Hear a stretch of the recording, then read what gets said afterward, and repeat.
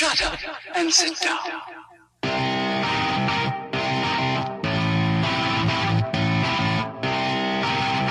Hell yeah! Hell yeah! Hell yeah, Batman! Our bikes love us and we love them back as we ride through the city by the cars like black on the teeth of the town. We just keep on singing. We're unstoppable. Oh, hell yeah! G&O. Unstoppable kids. Yeah. Get your bike and go. You are listening to the Dial Podcast with Matt Legrand, Evan Price, Lance Hepler, and Jake Von Doering. One of the most important decisions you will make is to be in a good mood. For every minute you are angry, you lose 60 seconds of happiness. So, crank it up and be happy, my friend.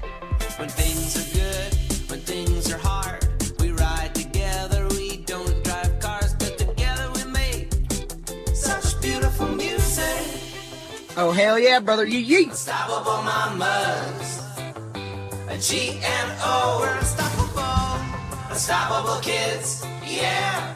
Get your bike and go. Get your bike and go. Unstoppable papas. Pedal and flow. Hell yeah! Hell yeah! You're doing it good, buddy. Great job. All right, welcome back to the Dial Podcast. I am Jake Von Doering. I'm here with Lance friggin' Hepler. Lance friggin' Hepler.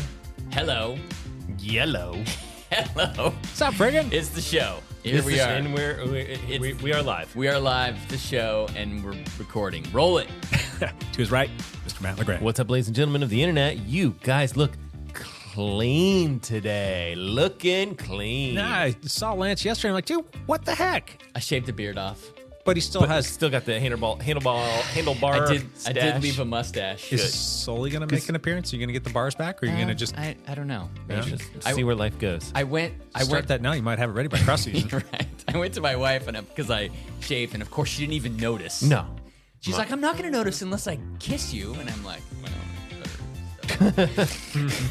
But I'm like, Brandy, what kind of mustache would you like me to have? Yeah. What kind of, it's because like we could go it's a trick anywhere question. at this point. What kind of mustache How would you... should I hit you in the face? You decide. You are the. Maybe she doesn't want a This mustache. was her That's my answer. point. Yeah, her answer was this. Straight face. Silence. Nothing. There was no response. And I'm like, gosh dang it. All right. All right. Thanks for supporting me, honey. But yeah, I have a mustache now, and my face looks thinner. Cleaner. Yeah. Younger. Yeah. You guys want to backpedal? Oh, Because I guess it's 2024 now, and it's 2024. we tried to change it in We 2023 did. now, and all the people said, no. We tried. You're a jackass, Jake. Shut up. Bring back the backpedal first. So backpedal it is. Who wants to go first, Matt? Sure. I haven't done that much. I've got like this like hip quad groin, like it's all mangled up, and it's been bugging me for I think 3 months now. I really need. What? Did we just become best Yes. friends? Yep. Exactly. Matt, we are best You friends. want to go do karate in the garage? If I could do karate, I would do karate with you in a second if I could as well. We can't do So it. What can we do? we need Evan. Is it your right leg or your left Right. leg? My Mine, right mine leg. too, yeah. So there's a sense of contagiousness here going on. But So I was hoping Evan would be here today because I figured he could just like snap his fingers and everything would be fixed. Or he could give me some exercises. I could do them. I don't know. what's going on with you, though? Seriously. Is it like the quad itself, quad proper, or do you have other things going on? It felt in like there? it started in like the hip flexor. And this was at the end of cross country season. But now it feels like it's like in the quad and almost around in the groin area. Like it's just sore and achy, like tendonitis kind of thing, I think. I'm like, man, maybe I tore something or whatever. And then I'm like, no, because you can't like when you tear something, you like know it. You know, yeah. And this wasn't that. It's just like, I don't know. Just it kind and what's weird is like if I were to go for a run, I'd be fine until after the run. And then everything just kind of like aches for a while. Aches all the time. Anyway. Is this my complaining moment or is this backpedal? Lance, are you wearing protection? I do not have protection. You're on. going to catch it. It's a contagion. I do. Please don't injure me, you two. Stay far away. You need a prophylactic, a face mask, all the things so you don't get the old hepatitis. I need a body cast to stay away from I you guys. did swim this morning. It was glorious, and And I've been running and biking on Strava, not biking outdoors, but biking on Strava. The weather's been kind of gross lately. Yep. So Strava, not Strava, Zwift. I know my sports technology. Yeah, a little bit. Strava. You can find me on Strava there too. Zwift it. Zwifting, I mean. Sweet. Yep. Hooray. Yeah. Lance? New Year's Day, we did a team gravel ride Right. on our usual gravel course. It was quite fun. We had like Did you 10 see my or wife on the 12. trails? I don't know. I did not. Heritage Trail? Was she cursing at us What's like what's most the people report? did? What did Lance do now?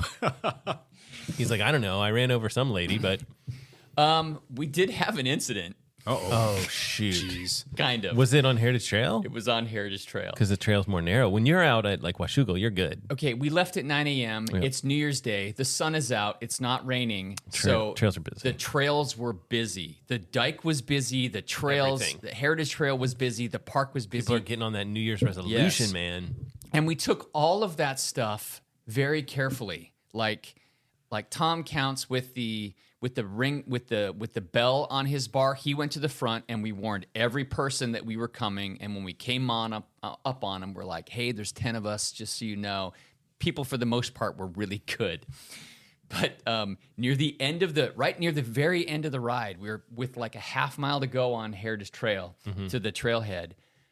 We came up on a family that had a golden doodle off leash Yeah. that looked like it was a puppy.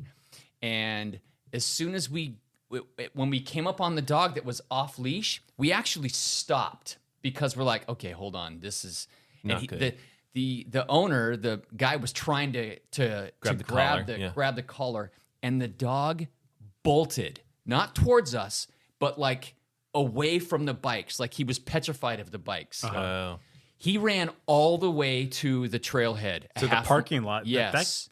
That's by a big street, too. Yes. Oh, no. So he takes off, and he's like just running from us. And so there were like 4 of us that like we went into dog cowboy mode to try to wrangle the dog. Yeehaw. We're like, okay, we got to stop the dog. We got to get the dog back to the owner. So you're chasing after the dog. Dog thinks you're chasing Yes. dog, so dog runs even faster. yes, but he finally like got off the trail onto that road that's next to the golf It's like course. it's like a little golf And access so road. when we finally got around it and we're able to chase it back down the trail. So we finally got it going back down the trail. And we literally there were like 4 of us. We had to stage in certain spots to wrangle the dog in the right direction.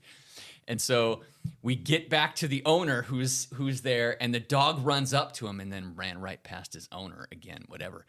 And the dude was pissed. What? Yes. Dude, that guy, Why would he be pissed? You guys are was he helping him mad out. at the dog, I or don't was he think mad at you realized it. guys? We like rolled up on him, and he's like, dude, he goes, you guys should have, I'm trying to unwrap my daughter from the leash, and you guys come rolling right up on me, and he takes off. And I'm like, I looked at him, and I said, and we also chased your dog down, brought him back to you. You're welcome.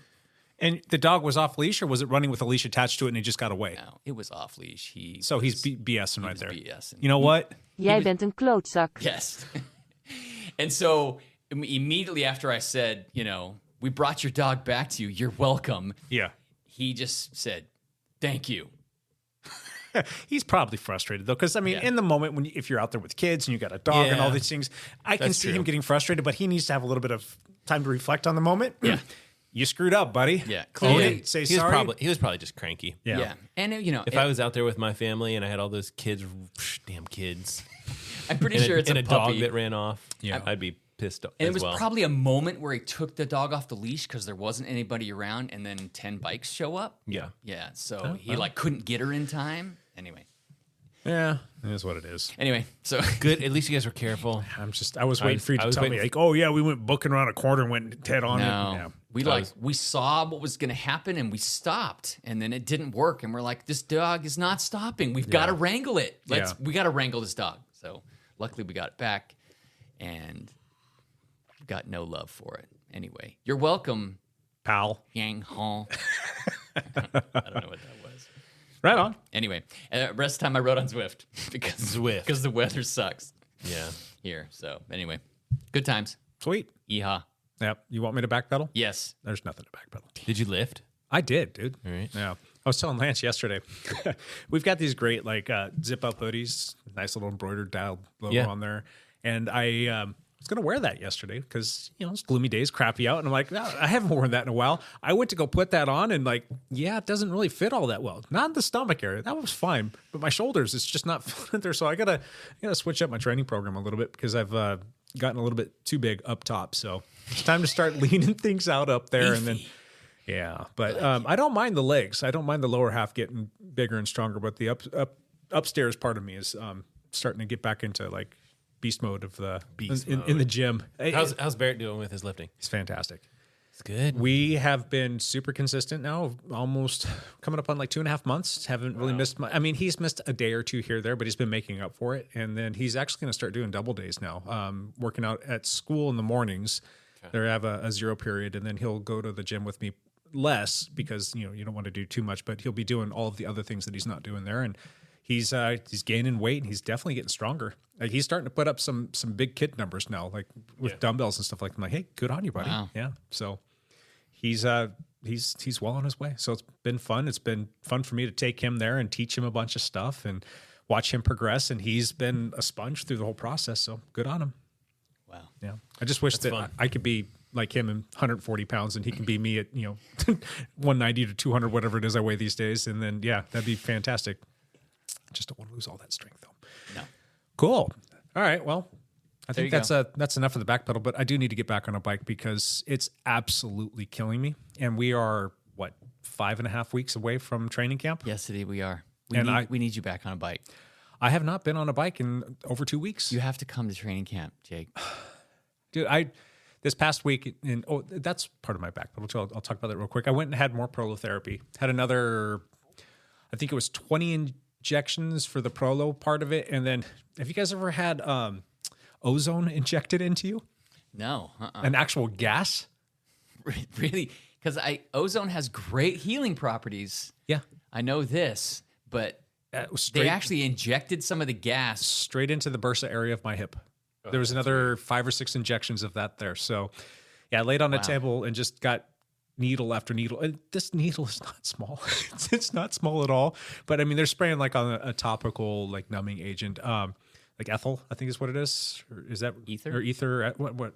I don't know. Whatever it is, they're spraying that on. They're super cold, and then they do the injection. It still doesn't feel good, and you know that you're successful when they're getting very close to a nerve or right on a nerve. Where like if you feel that thing trigger off and kind of like, whoa, that's a nerve. And then like yep, we got it. A few times like, all right, we know we're in the area because I'm having like shooting sensations go down my quad. I'm like, yeah, that's great. And like, nope, that's where we need to be. We got to open things up. And they're like hydrodissect stuff. I'm like, oh my gosh, it's terrible.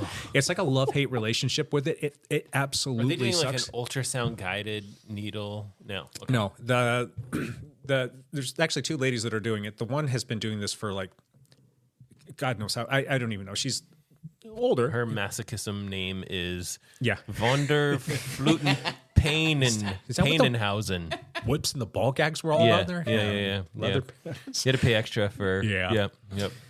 So anyway, that kind of sucks, but at the same time, it's like you kind of feel like stuff's happening. So like you feel if things are happening that you should be making some progress. The jury's still out. It's not necessarily giving me the relief that I'm seeking. I'm still dealing with a ton of like uncomfortable pain and swelling and just I can't ride and I don't know. But I've supposedly got 2, maybe 3 more rounds of this. So yeah, that was Let it work. Let that stuff soak in and work. And then you're going to be okay. Come on. It's going to be okay. Yeah, we're going to do this process, but you need to like not do anything with your legs for the next 3 to 4 or 5 days. We don't want you to ride the bike for the next week. You need to, this. And I'm like, oh my God. Don't you guys know that I'm supposed to go to training camp in 5.5 weeks? At this juncture, I don't know how that's going to work. I don't even think I could build the fitness necessary if I were given 100% clean bill of health to go do the training to even keep up at training camp right now. I just don't think it's enough time. But you could still ride to like the first like aid station. That sounds awesome, Lance. I'm all about that. My wife was asking the same question. She was like, "Aren't you going to go to training camp? Or like, wouldn't you want to go to training camp?" And I'm like, I couldn't ride their warm up. I couldn't even do these. This is just. I mean, I wouldn't make it 10 miles. It would just be bad. Yeah, aren't you glad you're on this podcast, Lance? No. Let's move on. Move on. This is terrible. Screw that! I'm going to shut up now. Are you tired of telling your friend Jake to shut up here? Oh, shut up, Jake. All right, I'll shut up. All right, so let's What's next? Yeah, let's move on. We have Champ Bailey. Is he here? On to bigger and better things. Champ freaking Bailey. Champ Bailey here. It's all cyclocross all week long. The racing has been fast and furious and very fun to watch. Yes, I've watched all the stinking races, Good. almost every minute of every race. It's been All on Flow Sport. It's all been on Flow Sports. Yeah. Okay. So, let's see. Let's recap last week. We had a long discussion about Felipe Nystrom. You could recap all of the Right. past week in 3 words. Okay, basically Vanderpool is unstoppable. Yes. He's won going away at every race he's entered. He is, including this morning's race at Coxide. That's just a great, What a great name. what a great name. I don't know if I'm saying it right, but it You nailed sounds it. good. Pronunciation perfect. It's the big sand race in the Sand Bowl in Belgium, and yeah, of course, Vanderpool won again. Wait, going which away. race was it? Coxide. That's what she said. Excuse me. That's Coxide? I don't know. Anyway, so yeah, Vanderpool's been crushing it. Wout has been okay. He actually was in like 5th place for a number of today's race, but pulled himself back to 3rd. He didn't even take 2nd in today's race. Who got second?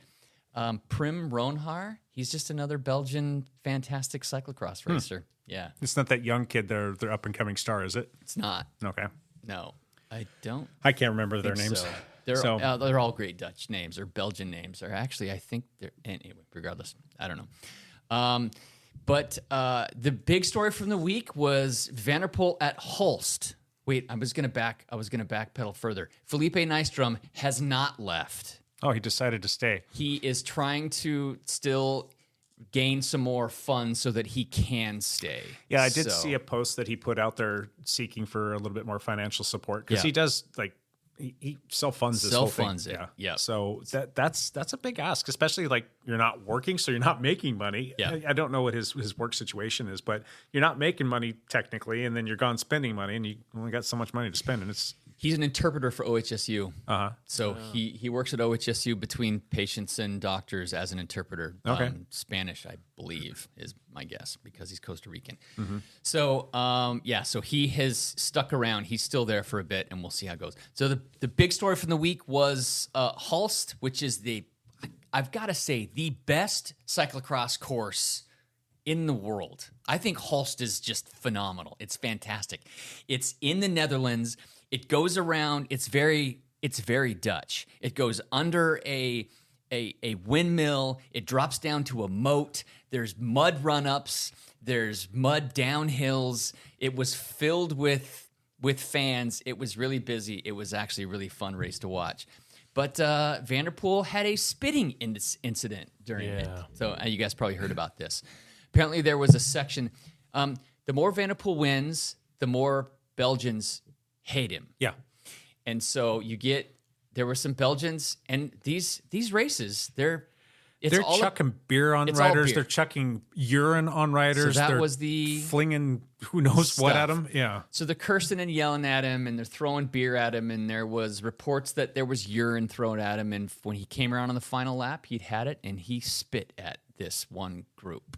Yeah. And he was fined for it, and he basically said, Worth it. I'm human. I can only take so much, and it was Yeah. too much. So he goes, you'll have to ask them what they said. So apparently they said some bad things, regardless. Anyway, that's what happened at Hulst. Then we had the race, the Sven Nys. GP Sven Nys at his big facility. Sven Nys has a huge facility. Yeah, it's a year-round cyclocross course that they don't break down. It's just there, and that's where they all train. It's correct. That's fantastic. That is fantastic. Lots of hills, lots of features, lots of stuff. Big surprise, Vanderpool won, going away. You know what's funny about that race? Wout is like, I'm gonna give this the old college try. I'm gonna give it a go. I'm gonna chase this guy down. And they stayed together for what, the first like 2 or 3 laps, and then there was Correct. a point in time where you're like, nope, there goes Vanderpool, and like he gapped him like 4, 5, 6 seconds, like almost immediately, and then like a lap or two later, he's like a minute 15, minute and 20 ahead of him, and I think that's about what he finished at, right? He finished a minute 55. Oh my gosh, so he put even more Vanderpool. in second place, by himself, mind you. Yeah, And, and he like, was a minute ahead of third place. Wout was. in the last 12 months, how many times has Wout finished in second?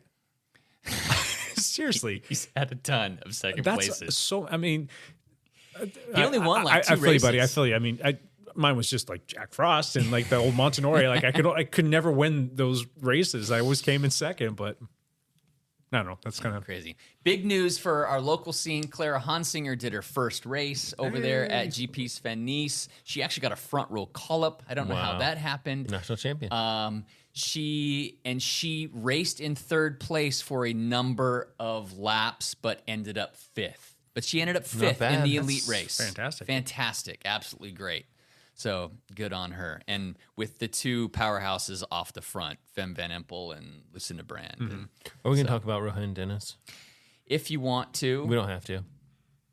That's just an it's a unfortunate big story situation. that's just happened recently. He just retired this past year. He retired last year. And he's like one of like the best time trialists ever. I mean, the guy's Correct. a freaking monster on the bike, and had a pretty prolific cycling career, and he's kind of known for being a little fiery, right? I mean, if he didn't like certain things, or things got to a situation where he doesn't like a particular bike or something like that, he kind of throws a little bit of a temper tantrum. But at the end of the day, he's a professional, and he handled his business out there, and he just retired, and it seemed like he had a good thing going. A couple of small kids, probably 5 and 7 years oldish, somewhere in 2 there. kids. They live in Australia because Yep. he's Australian. His He's married. wife was an ex-pro Olympian cyclist. Yeah. Yep, on the track. Had won some medals on the track. And I don't know all of the details, but what it sounds like is they got into some sort of an argument, and he was in a car, and she jumped on the hood, or the Correct. bonnet, as they call it down there, and who knows, something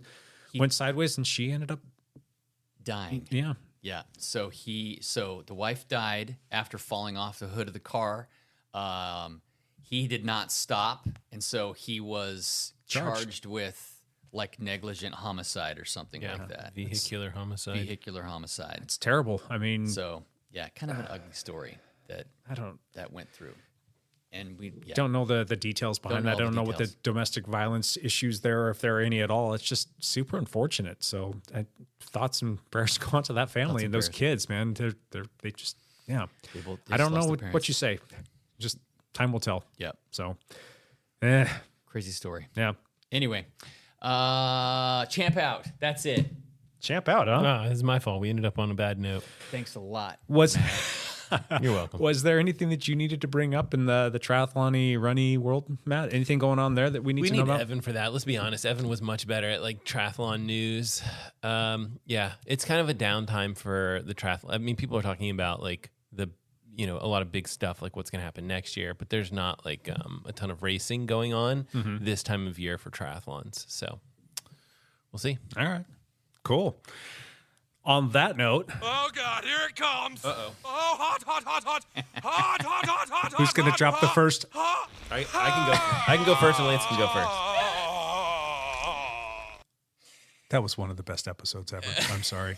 If you don't like South Park, there's something wrong with you. Yeah. Anyway, moving on. Matt, you've got a question for us. Go for it, buddy. Okay. 2024. If there are new cycling computers in the season of 2024, in the year of 2024, what kind of features would come to them that would make you consider buying?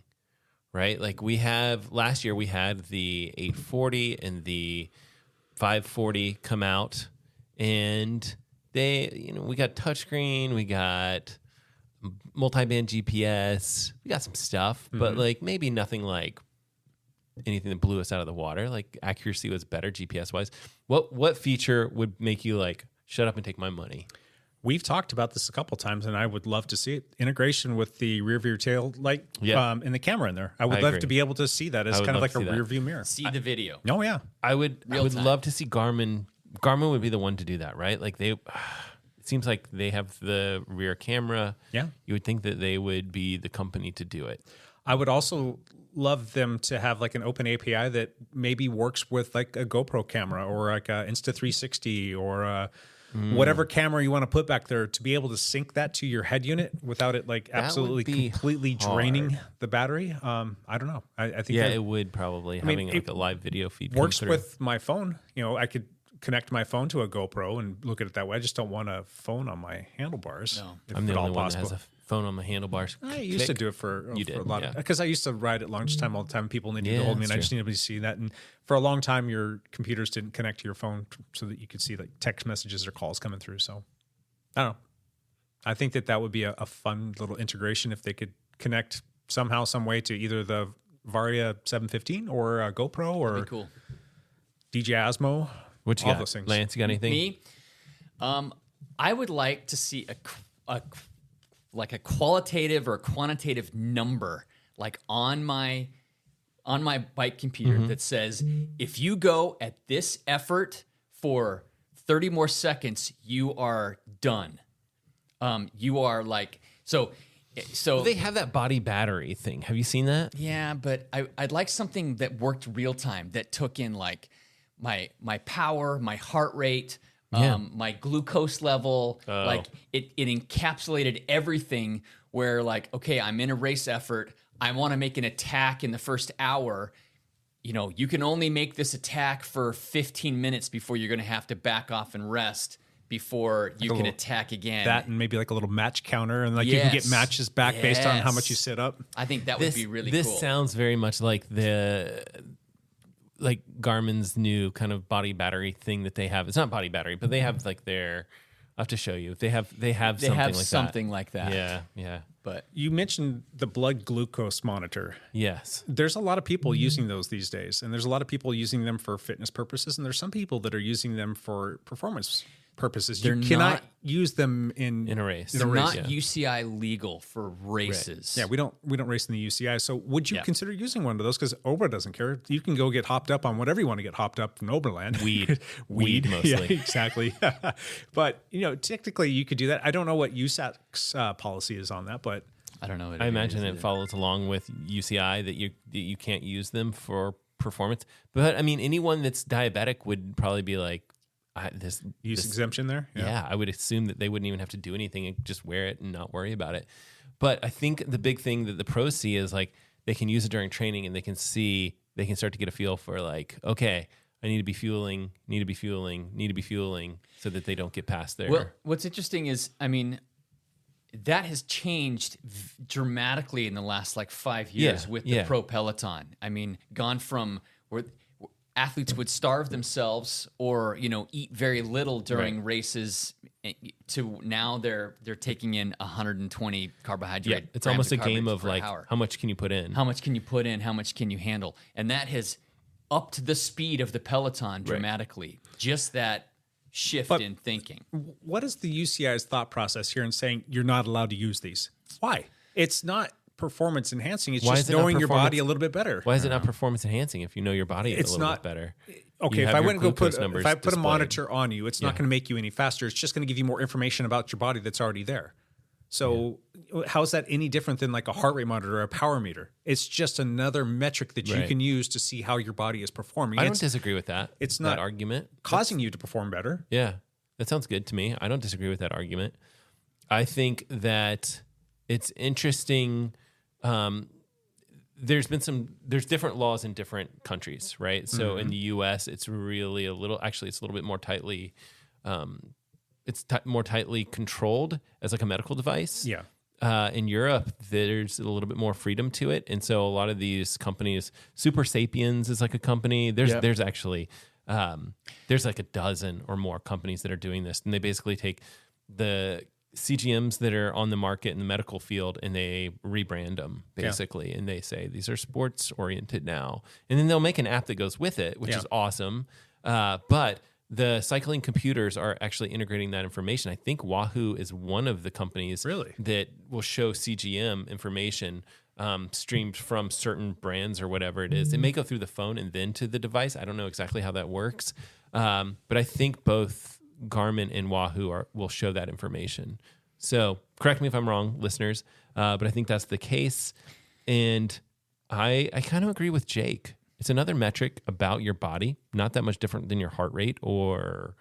Here's the rule, because there was a woman in Strade Bianche this last year who took third place and had a CGM on her, who just forgot to take it out, and she was stripped of her third place. Yeah, and we should all note that like every professional athlete is not professional athlete. Most professional cyclists are doing this so that they can read those numbers in training and they can apply it to racing. They just got to remember to take it out of their arm, which is stupid. I mean, yeah, right. And you got to just go on the like, all right, this is how I normally feel, and you just get really intimately familiar with your body, and then you can check that with a number, a metric, and then you now have to go like off of like, all right, an RPE, rate of perceived exertion, or a rate of perceived glucose expenditure. I don't know. I'm sure there are some people that would love to see a Grand Tour just be like no power meters, no heart rate monitors, and maybe no cycling computers, just race. Like, how interesting would that race? Would you watch that if some Grand Tour was like, we're going to try this? Maybe, but I would watch that in a heartbeat. It would be so interesting because I think there would be more attacks, more explosions for sure, more people just blowing up and not being able to finish. It would make it an interesting create more parity in the race, especially if you took away like the communication devices, radio, the whole bit. That would definitely be very interesting. Yeah, but you also like to see, all right, human potential, what team potential, and like all of these things. Sure. I mean, there's a benefit to both sides. It's like watching baseball. Do you want to watch them completely clean, or is it kind of fun to see them all juiced up and hitting 525-foot bombs? There's a case to be made both ways. So I agree with that. The purist though in cycling, if you will, I do agree with that. It would be kind of fun to completely unplug everything and just say, go race your bike. That'd be fun. Here's the rule from the UCI. It states that devices which capture other physiological data, including any metabolic level values, such as but not limited to glucose or lactate, are not authorized in competition. Now, the lady who got caught, Kristen Faulkner, lactate would be very interesting too. She issued a statement. She said that there was no data transmitted during or after the race. She literally just forgot to take out the thing. You do need to have a phone to have that connected. She probably didn't have a phone. I don't think it probably can't connect directly to your computer, can it? That's my question. I don't know the answer to that. She said no. So, anyway, that's interesting. But they don't give you a reason why. No. I mean, come on, UCI. Right. Why? You can wear a heart rate monitor. You can have a power meter. You can.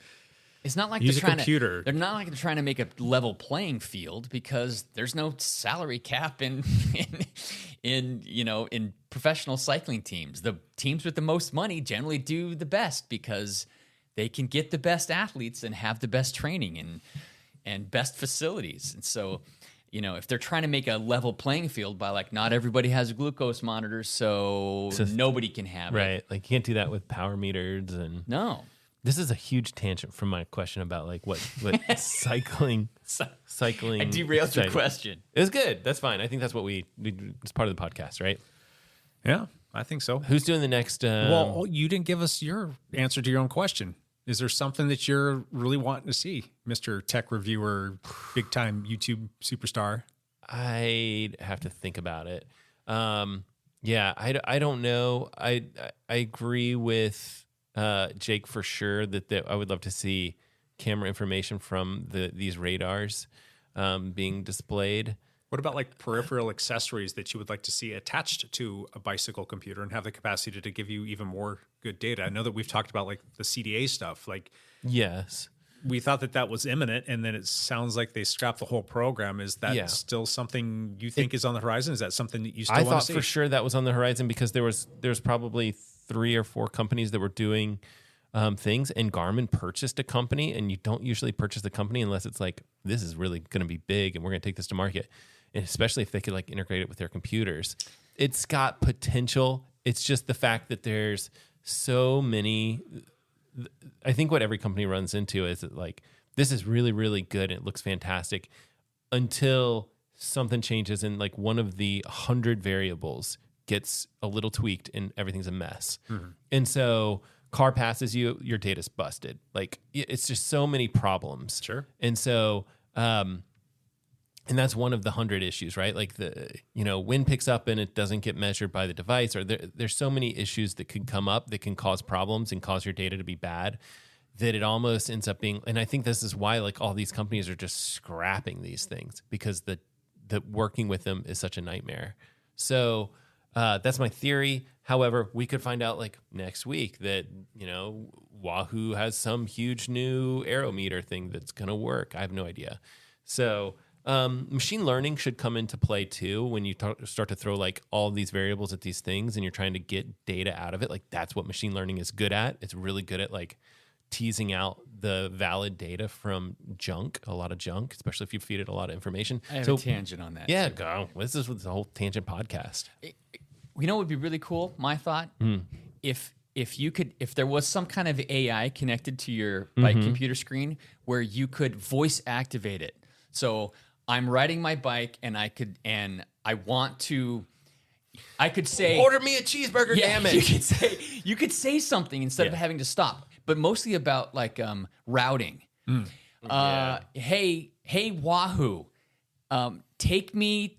I want to get back home, but take me on roads that I haven't ridden before that are safe for cycling. And bloop, it comes up on your routing on your computer screen. I imagine that AI is going to start to come in and huge play on cycling computers as well as watches and things like that. It's just like it's such a straightforward thing for these guys to do. It's so obvious. It's right there. Every product is going to be affected by AI in the next 2 years, right? So it's just a matter of. Are you guys paying attention to all the things that are being integrated into AI? And like crazy. Just think about any facet of your life. It's going to be affected. And go research said facet and then put in how it's affected by AI or how AI is helping it. It's mind-blowing, the things that you can do with AI now. And I kind of showed Lance a few things that I was playing with. I'm trying to streamline and optimize a few things, and you've got to learn this stuff now. You've got to get on board. You can't be a Luddite to this. You cannot just put your head in the sand. You can't ignore it, because the next 2, 3, 4 years, there's going to be a cataclysmic shift in terms of what AI is going to do for everybody in their lives. And there's a lot of opportunity there. There's a lot of great things that you can utilize to make your life a lot easier, to streamline work processes, to make you more optimized in a million different ways, whether it be for business or for your work life or your family life. I mean, it's absolutely bonkers. And, for me, it's like, there's a lot of things like work related and like this social media content and, talking about video editing and podcast editing and all these different platforms and like all the different ways that you can utilize AI to streamline the process of something that might take you 3 or 4 hours to down to 3 or 4 minutes. It's pretty crazy. And just like training voice models, you can go, I don't know if you've used, there's the best one out there, and I think all the pundits will agree, is called 11 Labs. You can go train your voice, and you can create an AI voice generated thing where you just put in a text prompt and it's your voice talking. What's sounds crazy just is like that you. This entire podcast right now, it's AI. all AI. Yeah. The three of us didn't even sit down. We put in a prompt that said, discuss ridiculous, dumb topics. Dumb ideas and go. And it came up with this. No joke, though. I can take voice samples from this podcast, from each one of you. I can train an AI. Yes. And I can create a voice. This is the scary part, in less than 3 or 4 or 5 minutes. And I can have a voice model that's pretty stinking accurate and pretty stinking close to both of you. Yeah, well, especially with all my YouTube videos, it would be super easy to train. Oh, yeah. And then AI you can model create avatars that is like, you get a good video and you takes a bunch of samples, you read a bunch of stuff. It will actually, and it's just going to be the particular, like whatever is in the background of the video that you've used. So, but you could theoretically cut out the person and use green screens or different kinds of technology. But you can train it where the person starts talking and it's your natural mouth movements. It's your voice coming out of this thing. It's effectively like a poor man's deep fake already that's already here. Yeah. Like, it's not 100% perfect. I would say that it's 95% perfect, though. Not 95% good. Dave Dillon did this. Because he's obviously got a lot of the same like video information, and so he's just like, here's this video information, and like, let's have this guy talk and say this, and like, it's like hard to distinguish between the difference. Yeah, it's crazy. I think the one that's leading the way right now, if anybody wants to go out there and look at it, go to a website called HeyGen, HEYGEN. Okay. Go check that out. You can watch the whole video and you can see the person. And what's funny is you go on there and like there's a little video at the prompt and he's like, hey, I'm just going to show you about all this stuff. Da, da, da, da. And then like a minute or two later, the actual person pops on and is like, well, that was the model thing that I just created. And you're like, wait, what? And you go back and watch it again. You're like, oh my gosh, that's so good. So good. Wow. So, anyway, that's a full on tangent, but AI, man, it's here to stay. Yeah, I want to be riding my bike and be able to say, hey, Garmin, show me the Strava segments that I have the best chance at getting the KOM on that are near me and that I have a shot at today with the efforts I've already done and with the wind directions and weather conditions and that would be and very then route me there and then show me how fast I have to go while I'm, and then whoop. That would be some AI magic right there. Yeah. But I was going to say that Brighton computers, you can say stuff like, you can press the button and be like, give me directions home and it'll map it when it works. But you could say, give me directions home, but past the pizza place and have a pizza ready for me when I pass it. That's brilliant. That's what I want on my bike computer. I think we're a little ways away from that. Okay, yeah. And then I want something that'll fix my body. Yes. Make me not be old and broken now. Right. So that'd be fantastic. Show me what I can do to fix my hip. I like that one, Matt. Thank you very much. Awesome. Well, I'm just curious. I'm very curious because, as we look for new cycling computers, I'm like, that's my problem is like, I couldn't think of anything. I'm like, well, what could they do next? Yeah. These companies should be looking hard at AI, though. There's good suggestion. Two companies that if I were a betting man, I would say they're going to come out with the new computers this year. Don't want to necessarily give names or I don't have any. I would say the Hammerhead Crew 3 has got, that's a forward-looking company. I wouldn't be surprised if they're like, we're going to go big on AI or something like that. Like that would be super interesting. Yeah. Wahoo supposedly maybe could come up with computers, and Garmin just came out with computers, so we wouldn't expect them to. So we'll see. You can probably bank on maybe a little bit better battery life, a little bit better, faster processing speed, maybe a little bit more clarity in the screen. Maybe it's a touch bit lighter, but what is it actually going to do that's going to make you say, hey, I'm down. I'm going to go spend my $300 to $500 on said computer. What is it that you guys that was my question. I just think that's going to be the selling point for those? For this year, I don't see anything like crazy wild like the AI stuff that Lance is talking about. Like Hammerhead Crew 2 or 3 would not do the camera integration with the Wahoo radar. I just don't see these companies. I can't think of anything. The Crew 3 would need to do better battery life. I would expect them to do multi-band GPS.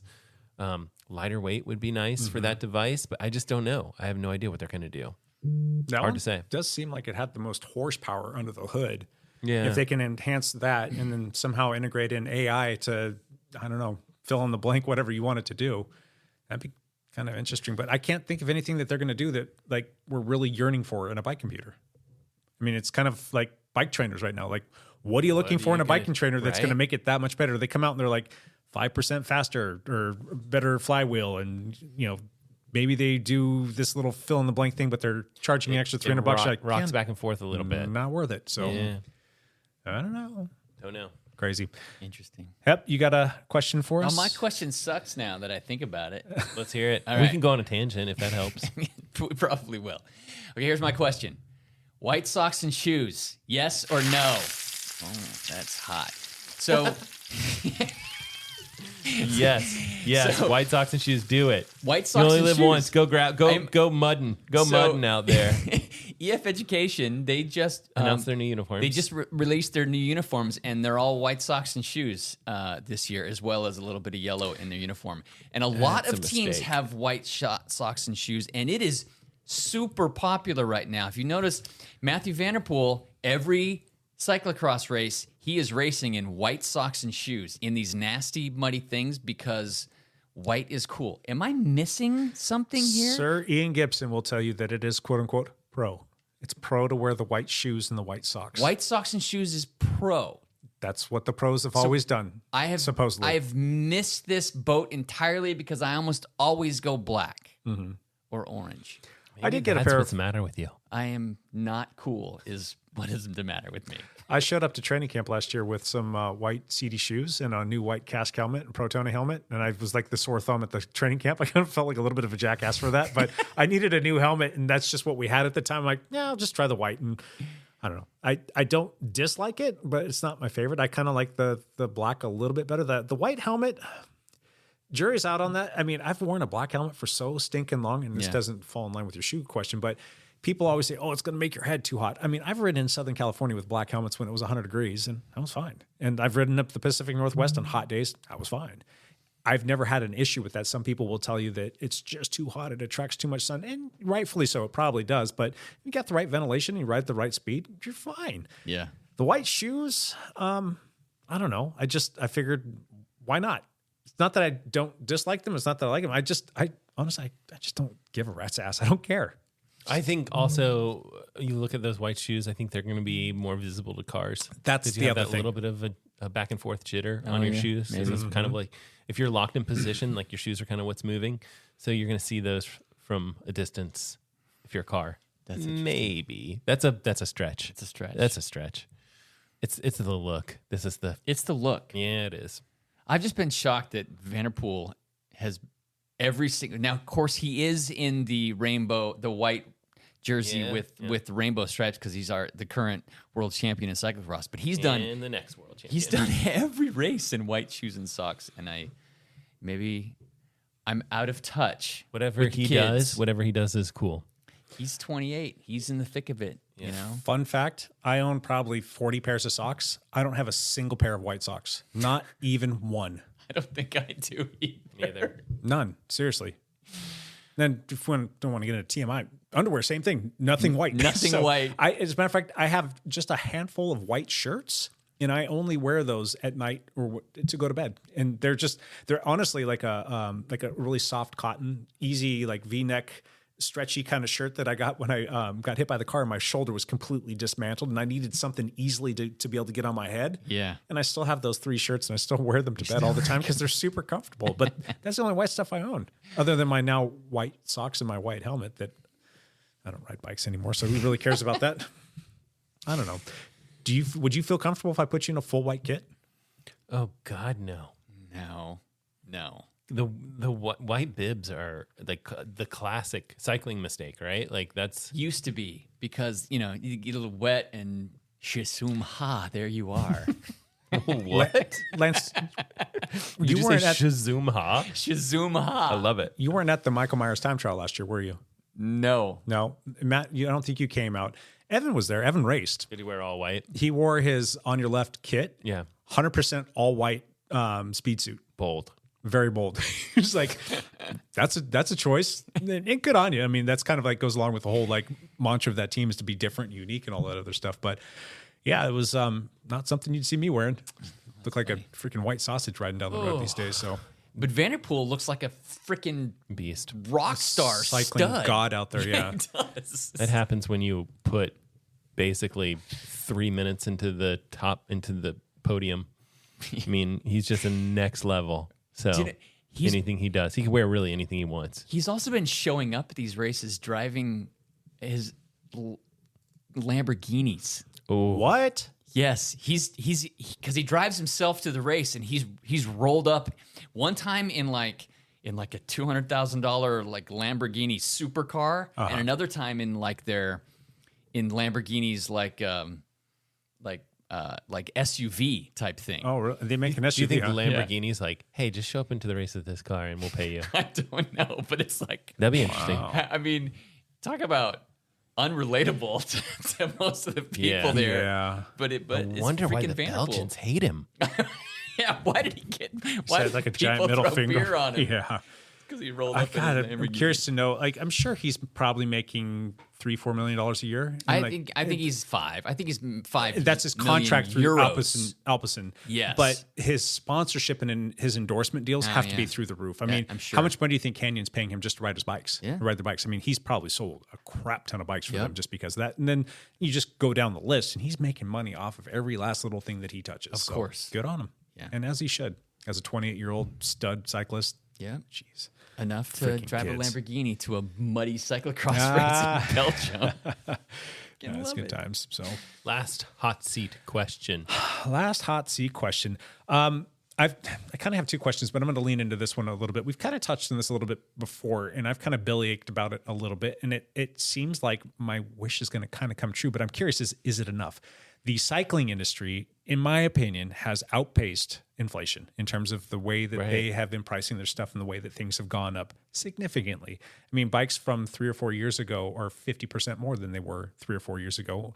Did inflation go up that much? No. Nope. So, granted, you're having to pay employees more. You're having to pay a little bit more for shipping, and that's all like real. That's all other stuff. But I feel like they gouged a little bit, especially some of the bigger names. But fast forward to 2024, I'm starting to see some numbers, and I'm starting to look at some year-over-year comparisons. There are certain manufacturers that basically are putting out the exact same bike that is maybe a different colorway, but it's going to have the same wheels, the same group set. There's nothing different about the frame. It just has maybe a different color, right? And some bike manufacturers are coming down as much as 10%. So the 24 bike, which is effectively the same as the 23 bike, is about 10% less. They are dropping. Some of the manufacturers are dropping their They're prices. They're coming. Finally.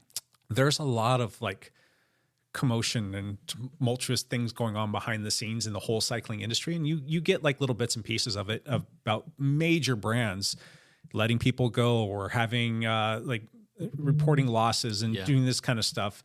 And so like to see them lowering their price is great, but if they're also having these issues, I mean, that's kind of on them. If they kind of went in a little too heavy and they're paying people too much or had too much staff or their operating expenses, you never know what truly hits the bottom line and what can be like taken out as just kind of like the fat of it all.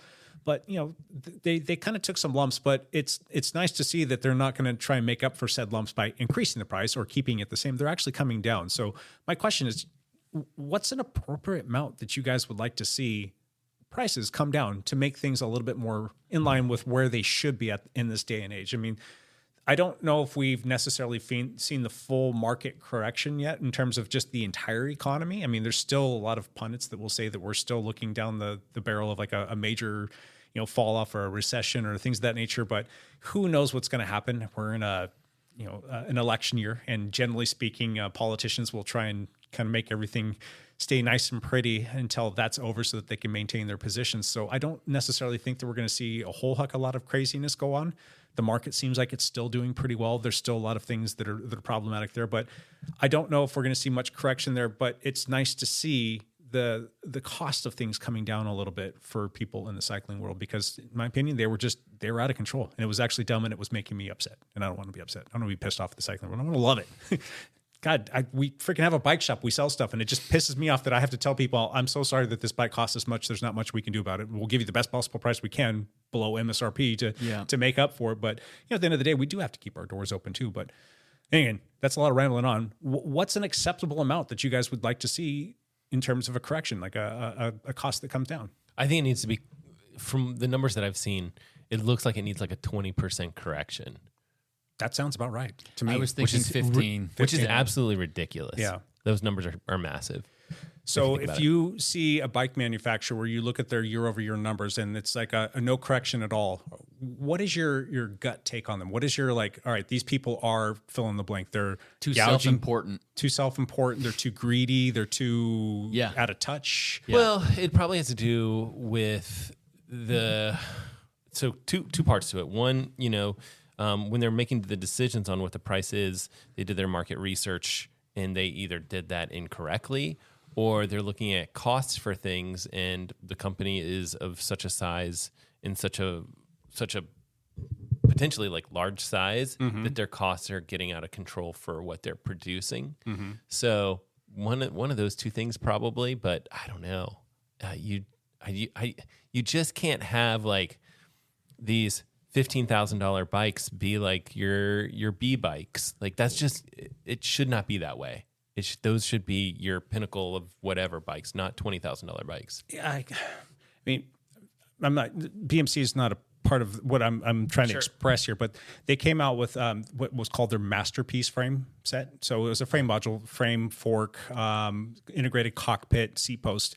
Those three things were a part of this masterpiece lineup where they were making these things handmade over in Switzerland with like the most premium quality product stuff that you can put into these, and they're tested to the nth degree, and they're immaculate. They're beautiful. That frame module, just the frame module, no wheels, no group set, none of that, $10,000.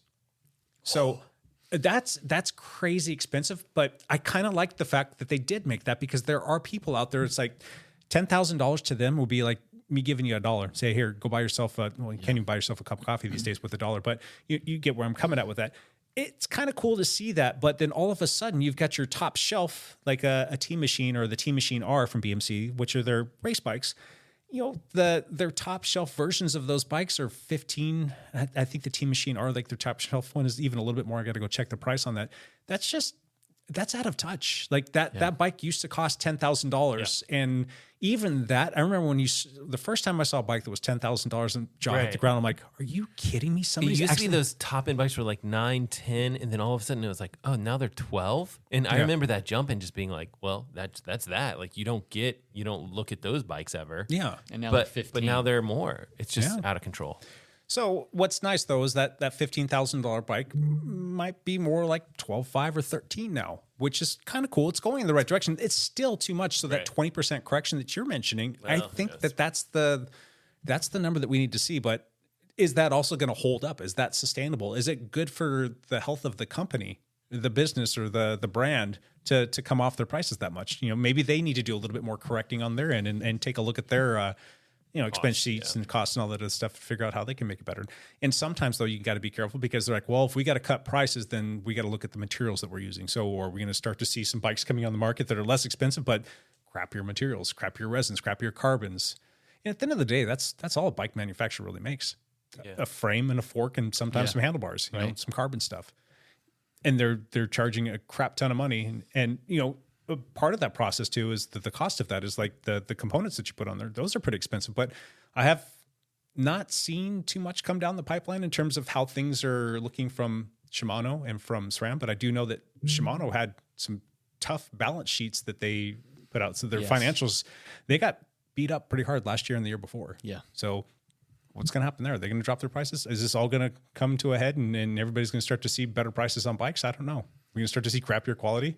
Sorry, this is open-ended questions, but I'm just kind of curious what your guys' thoughts processes were on that. I don't think we'll start to see crappier quality. Usually, like you in an ideal world, like increases in technology, even stuff like AI should bring costs down, right? Mm-hmm. Like they should be able to still use premium material and do different things besides, like, instead of building a massive wind tunnel, we're going to use computational fluid dynamics and we're going to figure this stuff out on computer and we're going to go from there. Like, these are things and advancements in technology that should reduce price. Right. We're just not seeing the prices being reduced. Mm-hmm. So I don't know.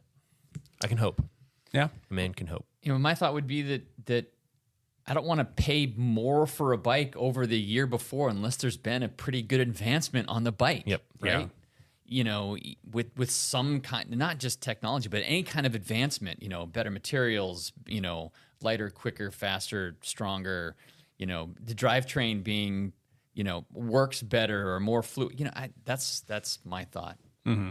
I'd want to see some actual advancements, not just a step up in price. Even those advancements where you're like, I always feel like it's like, gosh, did they just take the same marketing material and reprint it? It's like 17% more stiff, right. 6% better aerodynamics at these yaw angles. I'm like, good gracious, this is the same print up that XYZ company did last year, and they just regurgitated it. Like, and I get it. Like, you're right. Go to the dark web and they just copy and paste, right? I'm just like, you could probably have ChatGPT spit out like a marketing blurb, and it would be pretty close to what they would do about like, this is the changes in this bike this year. Yeah.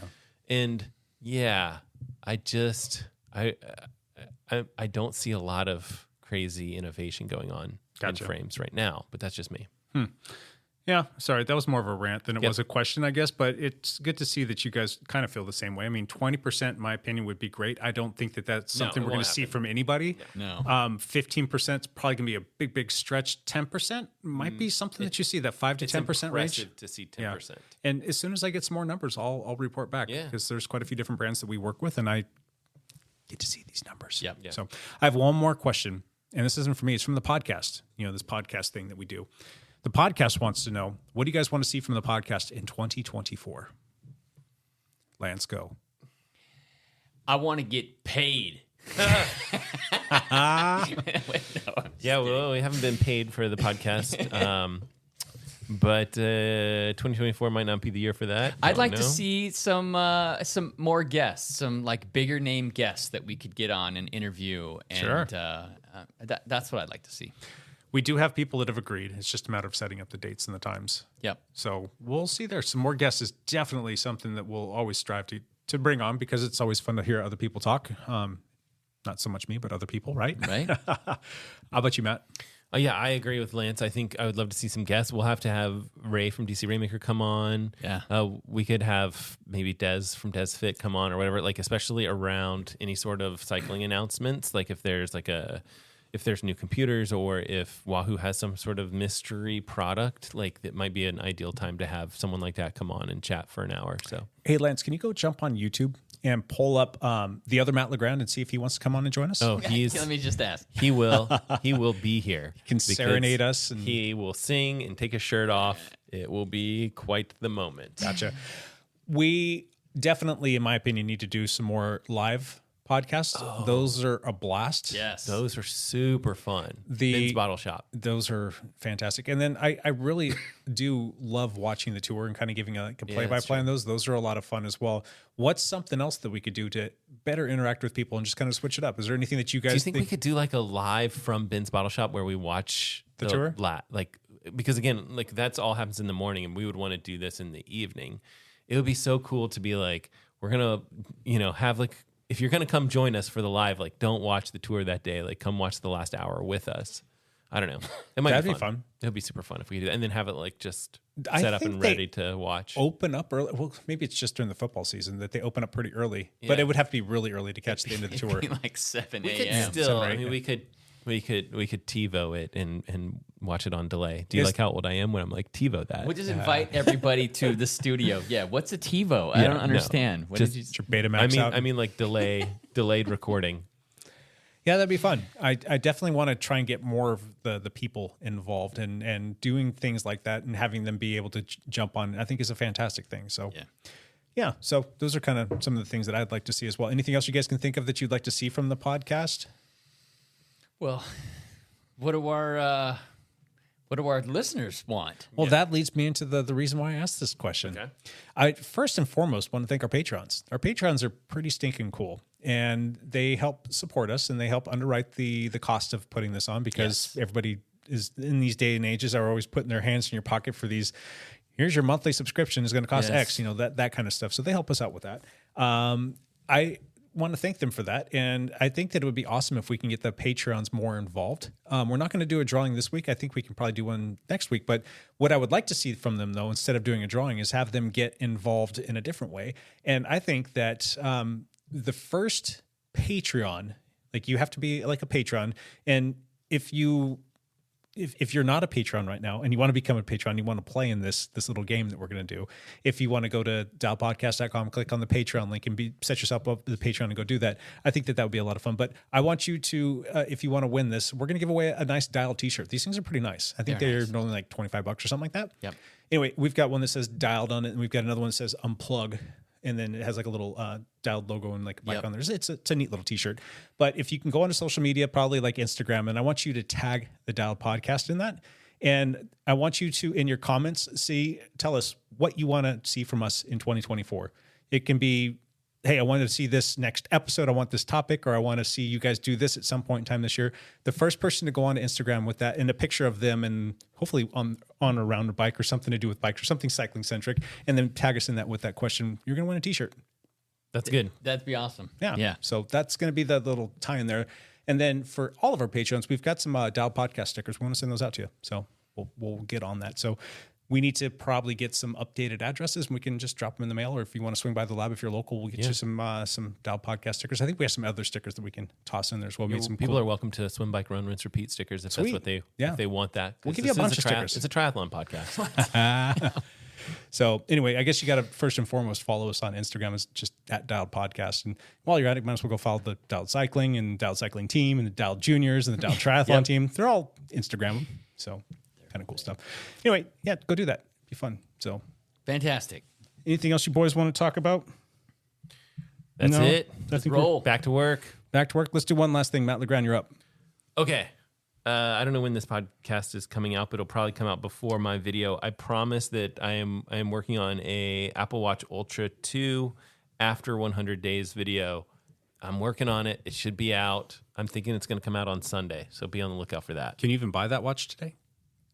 For a week, you could not buy it on apple.com or at the stores. Apple had to completely pull it because of a patent dispute over their blood oxygen saturation sensor.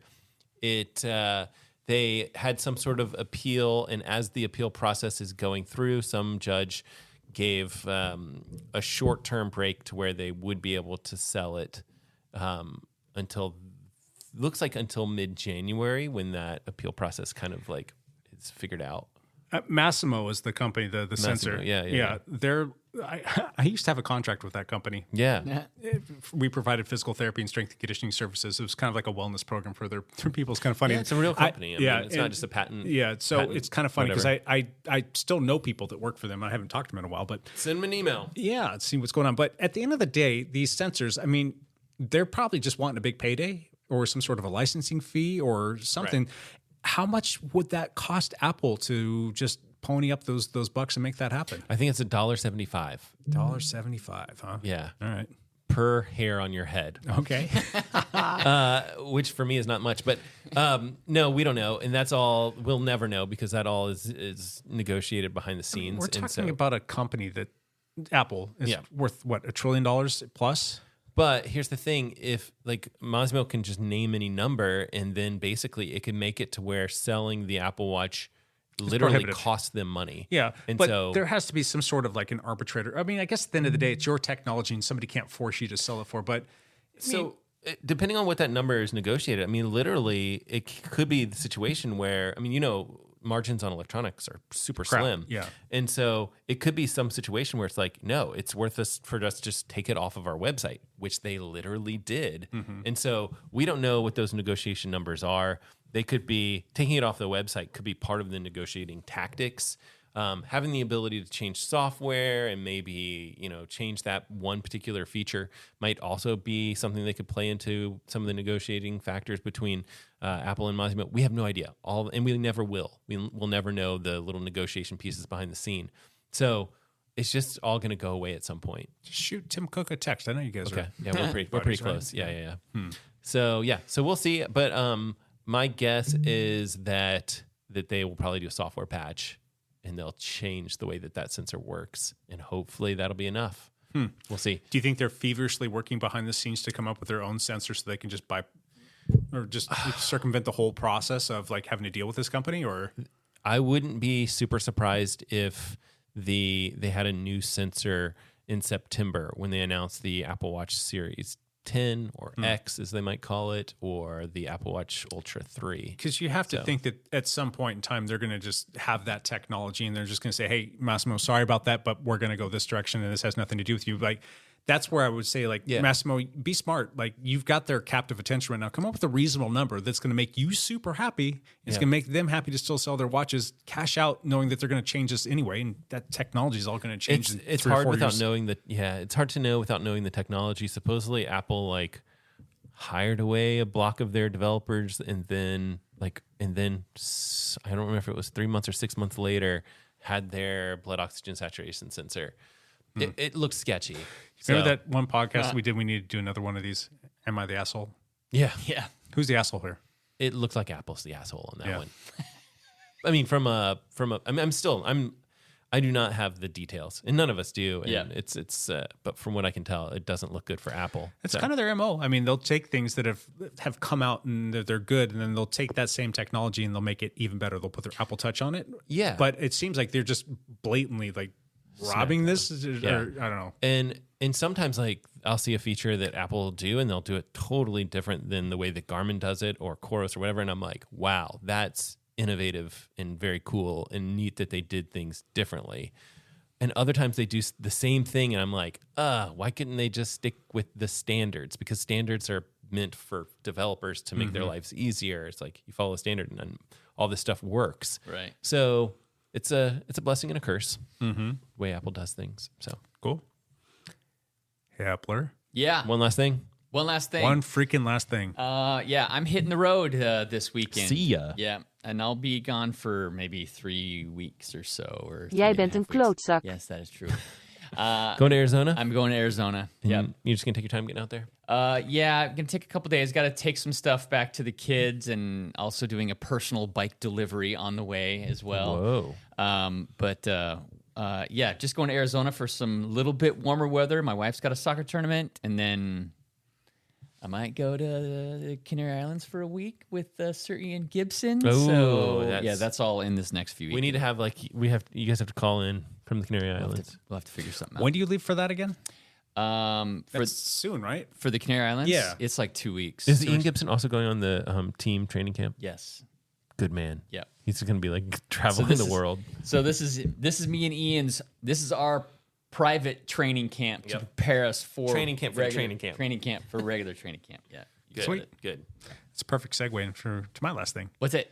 I just wanted to congratulate Ian. He's retiring tomorrow. He is retiring tomorrow from Alaska. Alaska Frontier. Yeah, he's been like an engineer with them for many years and has enjoyed his ride there. It's been a great job for him, but he's turning a chapter in his life, and he's retiring, and he's going to go full hog on being a cycling coach. So Yes. pretty excited for him, and he's going to be running the Dialed Performance Coaching. Wow. It's our namesake, but it's 100% Ian. And we're going to support him every which way we possibly can. He asked if he could use the name. I'm like, absolutely, yes, you can. Yeah. So if you're interested in some cycling coaching, give him a shout. You can go to dialedperformancecoaching.com, or you can go to the Dialed Cycling website. There's a link to it in there, and you can check that out. But the other thing is he wants to and has asked, and I've agreed, and he's going to try and be a little bit more regular on the podcast with us, whether it be just for small chunks talking about a coaching segment that we're talking about, or just to jump on and join us in general. So it'd be good to have his insight.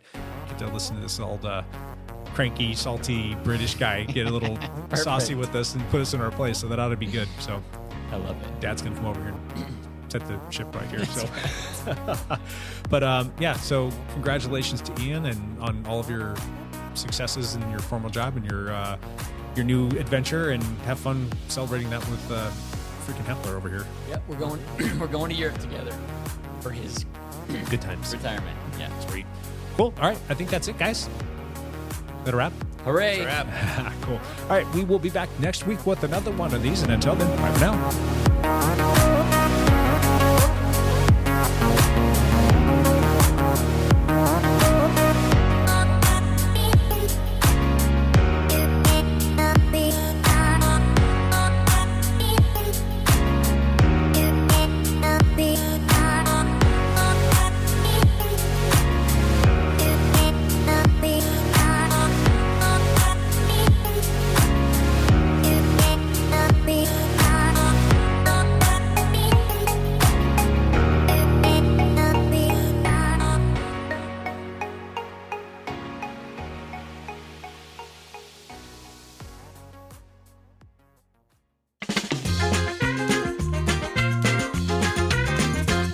Jij bent een klootzak.